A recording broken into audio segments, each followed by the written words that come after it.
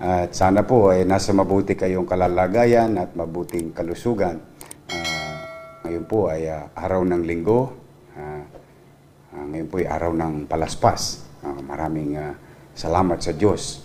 At awa naman ng Diyos, kahit hirap na hirap tayo, ay nakakaraos naman. Sabi nga, habang may buhay, may pag-asa. Welcome po. Ito po ay isang special report namin sa inyo, mga kababayan. At nais kong ipakiusap sa inyo, kung hindi man kalabisan, ay ako po ay may mahalagang ipaliliwanag sa inyo. Pipilitin ko sa abot ng aking makakaya na maipaliwanag ito sa lahat ng ating mga kababayan sa lungsod, sa bawat pamilya na sa lungsod ng Maynila. Kaya po kung di kalabisan, pwede ho ba pakishare ninyo sa inyong mga barangay officials, sa inyong mga mahal sa buhay, mga kamag-anak, itong ating importanteng announcement ngayong gabi. Mga kababayan, hihiramin ko lang po saglit at sana'y manatili kayong sumubaybay sa broadcast na ito sapagkat iisa-isahin ko po ang detalye ng bago nating plano sa lungsod ng Maynila upang maibsan ang nararanasang kahirapan at mga nahihirapan sa kinakaharap nating kalaban at krisis na si COVID-19. Mga kababayan, ang inyo pong pamahalang lungsod sa abot ng kanyang makakaya ay naghanda sa maliit naming kaparaanan. Naghanda kami ng pananalapi upang ibili ng pagkain sa hindi maiiwasang hirap ng epekto ng lockdown. At naghanda rin, naging successful ang paghahanda ng salapi. At naghanda rin tayo ng plano kung paano ipamimigay ito sa ating mga kababayan nang hindi tayo lumalabag sa panawagan at polisiya ng ating national government. Social distancing and quarantine and curfew.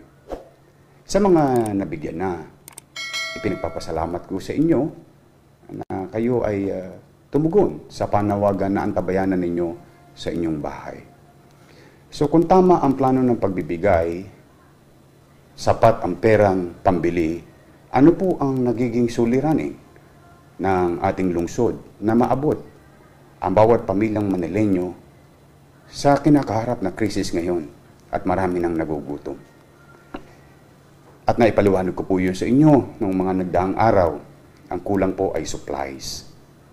Sapagkat hindi rin po natin masisisi ang iba't ibang bayan, syudad, ay bumibili rin ang kanilang mga mayor ng kanilang mga supplies para sa kanilang mga nasasakupan. At naapektuhan din ang produksyon ng pagkain, no, sa mga pabrika dala ng ating quarantine. So madalit salita mga kababayan, out of 896 barangay sa ating lungsod, sa loob ng 13 araw, walang humpay, walang tigil, pagtutulungan, pagkakaisa ng lahat. Naabutin kayo sa takdang oras. We continue to fail you. Our shortcomings. Sapagkat, mga kababayan, as of today, 352 barangays pa lamang po ang nabibigyan namin ng ayuda ng ating pamahalang lokal. At kasama na rin dyan ang mga donasyon ng tao at tulong ng national government. May natitira pang 544 barangays na hindi pa nabibigyan ng ayuda. At yung ating pangarap na abutin ng 350,000 families, ang naitala po ng mga barangay chairman sa buong Maynila, base sa kanilang barangay, ay umabot po ng 568,000 families. Ang naipamahagi pa lang po natin, kahit na kami mag-ikawus, mag-impake araw-araw at magantay na mga supplies, 235,072 families pa lamang po ang nabibigyan natin. Kaya mga kababayan, hindi nyo ko masisi na talagang yung aking pangamba, gabi-gabi, hindi ako makatulog kung paano ko kayo aabutin. Paano kayo tutulungan ng inyong pamahalang lungsod? paano namin mapagtatagumpayan na makagaan kami sa inyong katatayuan, sa inyong pakikipagtulungan sa pamahalaan sa kanyang panawagan, na tayo mag-quarantine, kapalit na sakripisyo sa inyo. Bilang ama ninyo sa lungsod ng Maynila at bilang ama ng tahanan, kung ituturing natin ang syudad ng Maynila ay tahanan, napakasakit sa isang ama kung gaano mo nakikita ang iyong mga anak ay nagugutom. Kaya po talagang halos nagmamakaawa ko sa mga tao, sa mga politiko, sa may kaya, sa medyo nakakaluwag, na talagang tulungan tayo. Dahil sa pag-aalala ko bilang ama ninyo, natugunan ang gutom ng bawat pamilyang Manileño. Mga kababayan, yan po ang naging suliranin. Pero hindi po yan lamang ang gusto kong ibigay sa inyo, mga kababayan. Salamat sa Diyos. Salamat sa Diyos. Kaninang madaling araw, ako po at 10 ng aking mga kasama. And I would like to thank the team. Vice Mayor Hani Lacuna, mga konsihal, mga department head, Chief of Staff, Administrator, Secretary. A very good team. Nakaisip po kami ng kaparaanan. At pagkatapos noon, ay tinawagan ko sila lahat at nag-meeting-meeting kami. Dahil hindi po talaga ako mapakali. Hindi ko talaga matiis sapagkat alam ko po ang pakiramdam ng isang mahirap na kumakalaman sikmura. Mahirap ka na bago may krisis, pinahirapan ka pa lalo dahil sa krisis. Kaya po, ang inyong lingkod, 10 ng aking mga kasama, sa maliit naming kaparaanan, nais kong ipabatid sa inyo. Nakagawa po kami ng bagong solusyon. Itong solusyon na ito, sana maging sapat kahit papaano na maibsan man lamang ang inyong pinagdaraanan ngayon. Mga kababayan, kami po ng mga abogado, konsihal, vice mayor at department head ay nagplano na isang tabi ang mga ibang proyekto ng lungsod.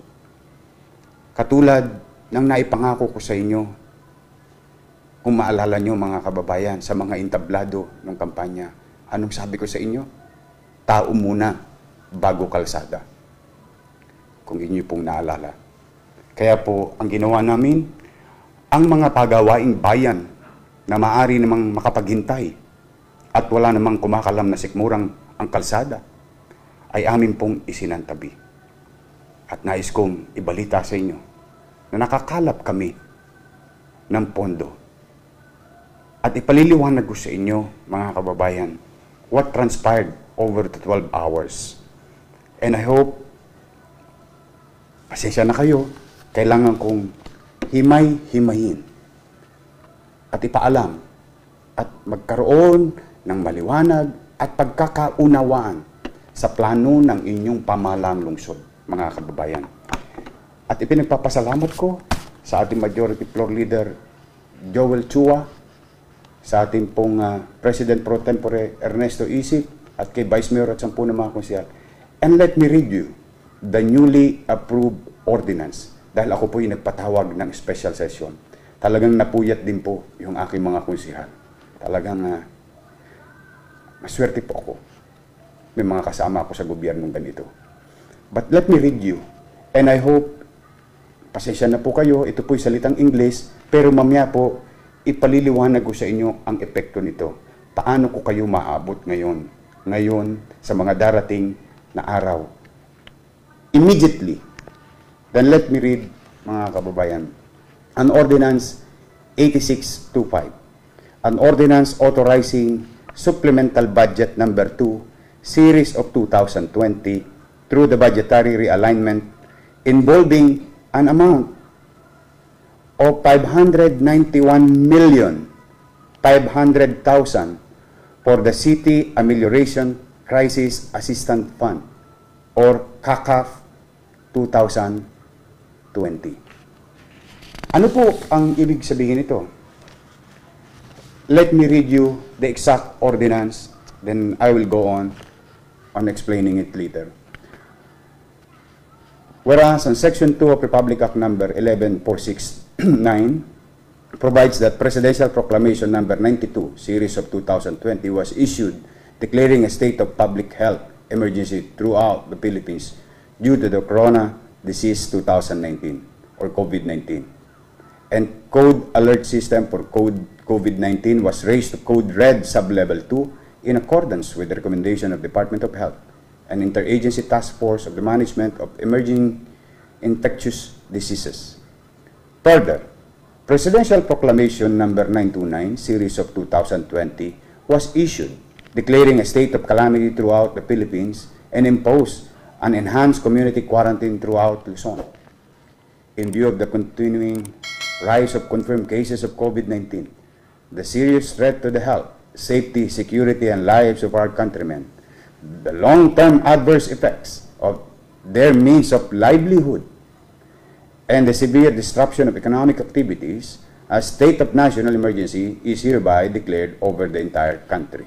Whereas, both proclamation enjoined all government agencies and local government units like us to render full assistance to and cooperation with each other and mobilizing the necessary resources to undertake critical, urgent, and appropriate disaster response aid and measures in timely manner to curtail and eliminate the threat of COVID-19.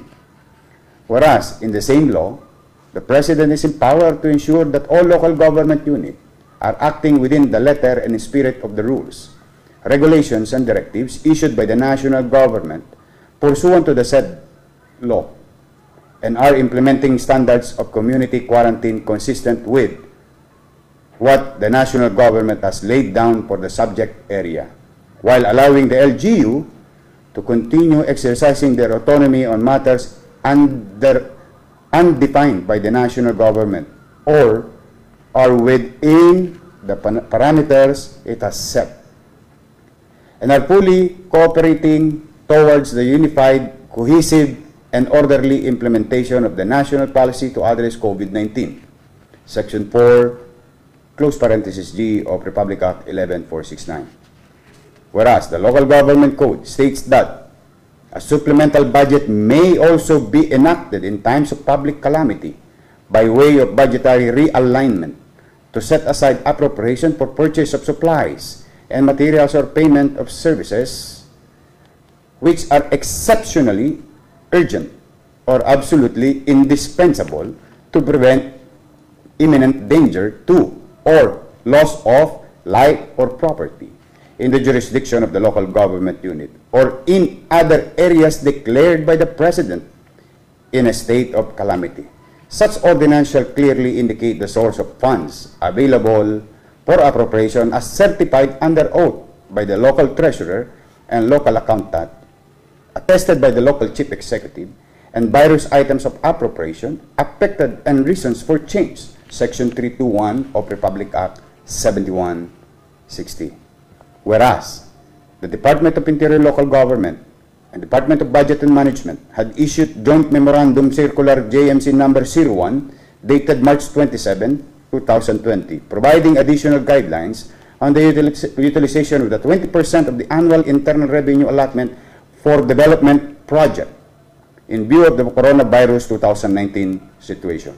Whereas, consequently, the following policies, guidelines were provided for the local government unit to comply to it.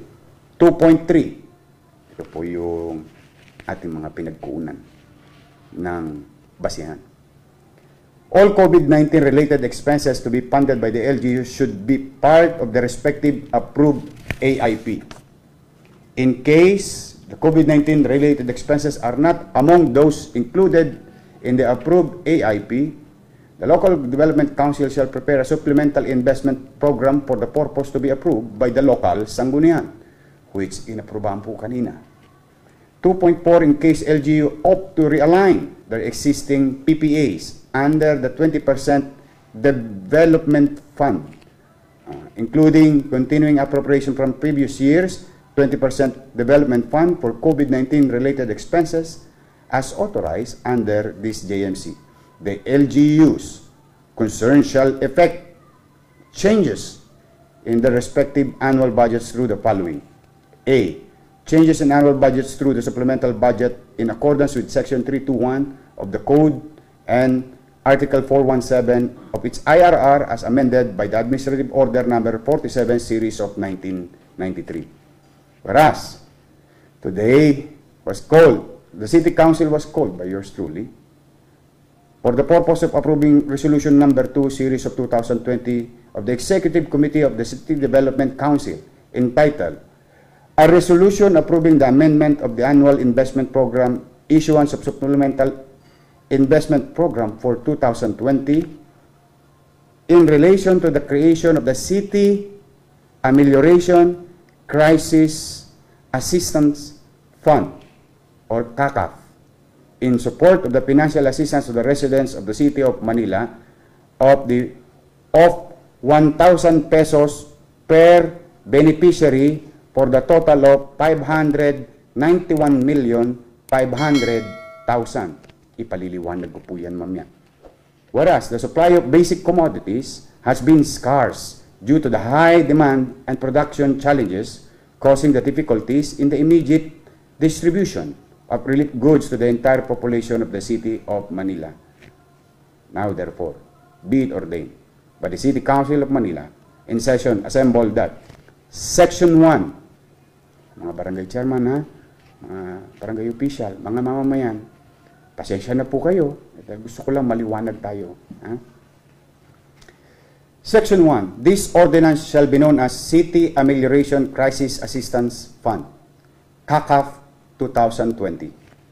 Section 2. The supplemental budget of the City Government of Manila for fiscal year 2020 in the amount of 591,500,000 through budgetary realignment for the City Amelioration Crisis Assistance Fund is hereby approved. Section 3, Sources of Fund. The sources of fund for the supplemental budget in total amount of 591,500,000 shall be derived from the following sources. Office of the Mayor, Maintenance and other operating expenses, 200 million. Manila Department of Social Welfare, MOE, 124 million. City Development Fund, 20% of City Development Fund, 265,500,000. Total of 591,500,000. Use of funds. Use of funds, the amount of 591,500,000 is hereby appropriated for the supplemental budget of the City Government of Manila as CACAF under the MOE donation account of Manila Department of Social Welfare. Section 5. Ito po, mga kababayan. Pakinggan niyo po ito. Section 5. Beneficiaries. The amount of 1,000 pesos per beneficiaries shall be given to the barangays identified beneficiaries as financial assistance to be distributed in 896 barangay in the City of Manila to cushion the effect of COVID-19 crisis and to enable the people of Manila to purchase much-needed food and supplies for their survival. Section 6, para sa mga barangay officials. The amount appropriated in this ordinance shall be coursed through the barangay concerned, who shall be in charge of proper liquidation of the said fund subject to existing laws, rules, and regulations. Section 7, Effectivity Clause. The ordinance shall take effect immediately after its approval. This ordinance was finally enacted by the City of Manila April 5, today, 2020. Signed, Maria Sheila Hani Lacuna Panga, Vice Mayor and Presiding Officer. And yours truly, as your Mayor. Pinirmahan ko na po ang bagong batas. Mga kababayan, alam ko po nakayayamot yung iba sa inyo dahil ang haba nung salitang English. Let me explain it to you. Furtherly, our plan. Ang naitala ng inyong mga barangay chairman sa buong Maynila ay total of 568,000 families. No? Ang ating pong inilaan na pondo, 591,500,000. Ano po ang ibig sabihin? Marami, 352 barangays, nakatanggap na po sila ng mga pagkain. Humigit kumulang siguro more or less about 400 plus. Humigit kumulang. Ang value, mga kababayan. Ngayon, dahil sa gusto kong tupdin ang pangarap ko sa bawat isa sa inyo na walang maiiwan, ang ginawa po ng inyong pamahalang lungsod, yung mga pagawaing kalsada, mga beautification, mga coloretes, para maging maayos ang lungsod, ay akin munang isinantabi. At nilikom namin ang mga salaping iyon, at hindi naman po sa pagbubuhat ng bangko, naging masinop ang inyong pamahalaang lungsod simula July 1. Kaya po tayo may pera. Nililiwanag po natin, naigawa na po ang budget for 2020 nang walang COVID-19. Ngayon, kailangan natin baguhin at kaya naman gawin yung batas at binago natin. So, madalit salita, mga kababayan, bawat isang pamilya, 568,000 families as per total of the listed of barangays in the respective barangays. Tatanggap po kayo kaysa hintayin nyo pa ho yung pagkain laging nadidelay dahil nga sa kulang ang supply, ay bibigyan na po kayo ng pamahalang lungsod ng Maynila ng tig-1,000 piso. Tatanggap po kayo ng 1,000 pesos each family. More than sa hinihintay ninyong food box. Okay. So, maliwanag po tayo. Okay. Ano po ang plano, Mayor? Ayan. Isa-isahin po natin, ano? At sana ma-share nyo ito para maliwanag sa ating mga kababayan. Ano po ang plano? Priority po natin bibigyan yung 544 na barangays na hindi pa nabigyan ng food box. Okay. So, ibig sabihin, mauuna na silang mabibigyan. At sinisigurado ko mas mabilis po ito. Mas mabilis. So, uunahin natin yung 544 barangays na hindi pa nakatanggap ng ayuda sa lungsod ng Maynila. Okay. Mayor, paano naman kaming mga nakatanggap na ng food box? Kami ba ay mapapabilang din sa tutulungan ng lungsod na mabigyan ng 1,000 piso para may pambili kami ng makakain namin sa mga darating pang araw? Ang sagot po, opo. Kasi po, habang nagbibigay tayo sa mga hindi pa nakatanggap ng food box, dumarating din ang ating supplies, nililikom natin, at sigurado po ako, mas madali itong pagbibigay ng cash, kaya lahat naman ng nabigyan ng food box na, which is 235,072 families na ang nabigyan, ay bibigyan din kasunod agad ng 1,000 pesos. Mayor, argabyado naman kaming mga nahuli. Bakit hindi kami nagkaroon ng food box? Yung mga nauna, meron ng food box, magkakaroon pa ng 1,000. Hindi rin po. Ganito po yun. Yung mga nabigyan na ng food box na magkakaroon din ng 1,000 at yung bibigyang prioridad ngayon under CACAF 2020 ng cash, ay patuloy pa rin namin kayong bibigyan ng food box para pantay-pantay. Isang araw ay lahat nabigyan ng food box o food pack at lahat nabigyan ng 1,000 pesos. I hope maliwanag po yun. Uulitin ko, no? Iuunahin natin yung mga 544 barangays. Bibigyan sila ng cash. Isusunod natin, babalikan natin, bibigyan din ng cash. 1,000 per family. galing sa City of Manila. Tapos, patuloy natin bibigyan ng food box yung hindi pa nabibigyan na nakatanggap na ng 1,000. So, maliwanag po. Yun ang plano. Halimbawa, let us just say, ang sinabmit ni Chairman, meron siyang 800 families. Bibigyan po siya ng syudad ng Maynila 800,000. Base sa kanyang tala, sa kanyang listahang nasa amin na. So, kung ilan ang nakalista sa barangay, yun ang eksaktong amount na i-receive ni Chairman na pera. Maliwanag po, no? Paano ipapamahagi? Ayan. Mga barangay official, house to house, wala pong pila. Kaya nyong ikutin yan.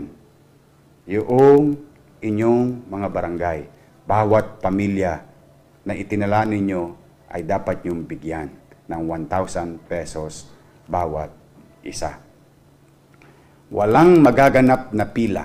Huwag kayong pupunta kay Chairman at pipila kayo.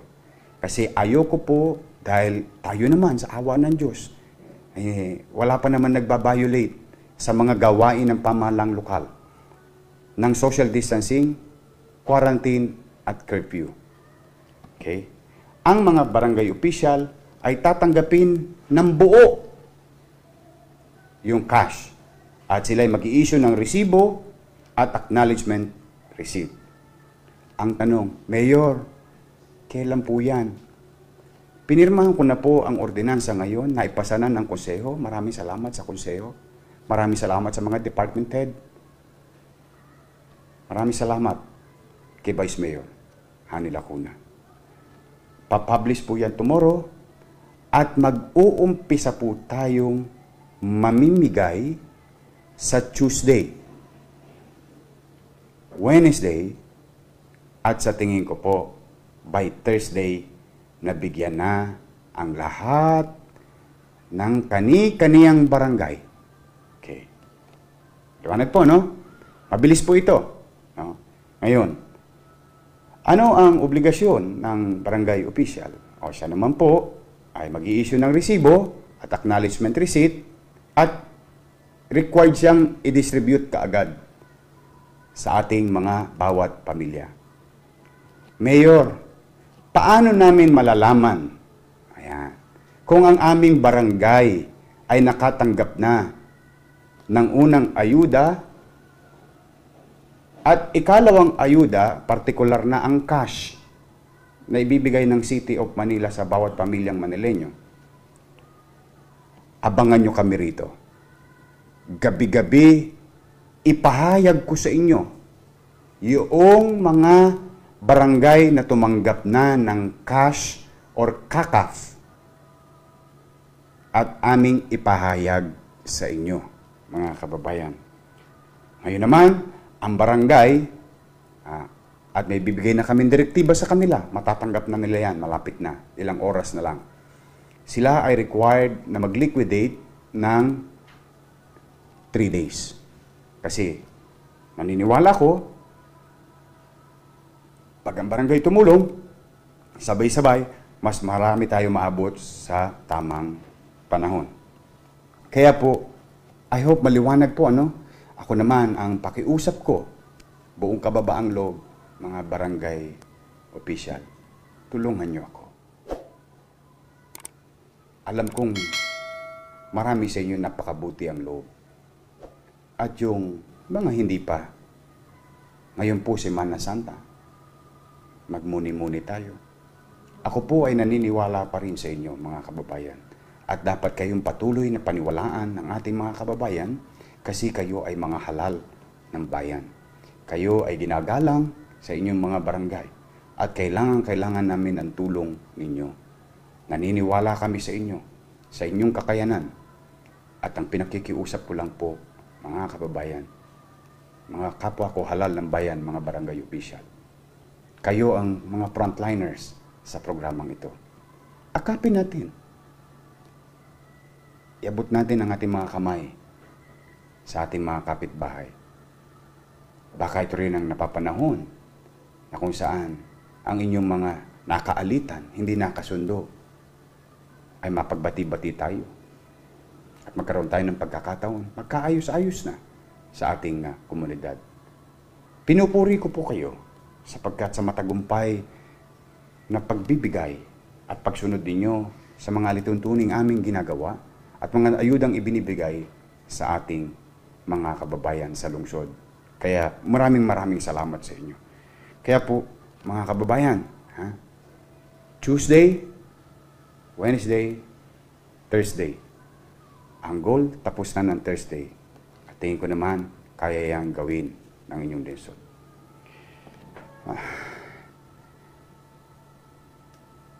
Sana po sa ganitong paraan man lamang ay nakapagbigay kami sa inyo ng konting pag-asa. Huwag kayong mag-alala. Katulad ng lagi ko sinasabi, kapag tayo na corner, na pader, gagawa tayo ng mga kaparanan. Hindi tayo titigil. Damandama ko po ang hirap ninyo. Ang hirap-hirap. Ang hirap ng nakukulong sa bahay. Mainit. Walang makain. Kaya po kumisan yung iba natin mga kababayan, talagang nahihirapan, kundi lumalabas. Huwag po. Stay home. Stay safe. Stay healthy. Yun lang naman ang hiningi namin. At katulad na nangyari ngayon, hindi ko lubos akalain. Sa awa ng Diyos, I don't know what transpired. But it's Palm Sunday. We came up with an idea on how to reach you as soon as possible. Salamat sa Diyos. Kaya yung panawagan naman ng pamahalaan, yun naman ang ating sundin. Kami naman hindi titigil ng mga kaparaanan, mga kababayan. Kaya po, yan ang mahalagang impormasyon na aming pinababatid sa inyo at ang inyong mga message nyo sa akin na talagang kung ang puso lumuluha at makikita po ninyo yung hinagpis na nararamdaman ko sa hirap na dinadanas ninyo. Pero huwag kayong mag-alala. May awa ang Diyos. Makakaisip at makakaisip tayo. Basta nagtutulungan lang tayo, mga kababayan. Basta tulong-tulong lang. Isang tabi natin ang mga hindi pagkakaunawaan, ang pagbibigay-bigay ng halaga sa mga salita o iba-ibang meaning ng mga salita. Magkaisa po tayo. At kay Pangulong Duterte, maraming salamat. Nakita niyo mga kababayan, ang Pangulo ng Bansa, nais kong ipaalam sa inyo, matapos sa mga congressman na nag-donate ng kanilang sweldo, mga konsyel ng Maynila, congressman ng Maynila, at congressman ng Bansa, ganun din ang mga sekretaryo ng Bansa. Kanina po napabalita na ang sweldo ng Pangulo, ni Pangulong Duterte, i-donate niya. Pag inisip nyo mga kababayan, maliit lang naman yun, Mayor. Opo, hindi naman po namin binibilang kung ano na ang naibigay ng tao. Hindi namin pinagkakalandakan kung ano na ang binibigay ng mga tao, ng mga politiko. Pero sa ngayong panahon na ito, ang pangarap ko ay makita at maramdaman ng taong bayan, ng kaming mga politiko, magkakaiba man ng partido, magkakaiba man ng ideolohiya, magkakaiba man ng pananaw, ay nagkakaisa. Dahil ang kalaban, hindi kaming mga politiko, hindi ang taong bayan, hindi ang mamamayan, hindi tayo ang magkakalaban. Ang kalaban natin, si COVID-19.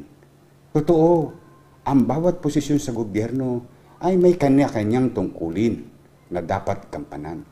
Pero dapat, kung hindi man kalabisan bilang Pilipino, ang hinihingi lang naman namin ay makita namin na ang mga halal ng bayan ay lumalagpas sa kanilang tungkuling inatang sa kanila ng batas.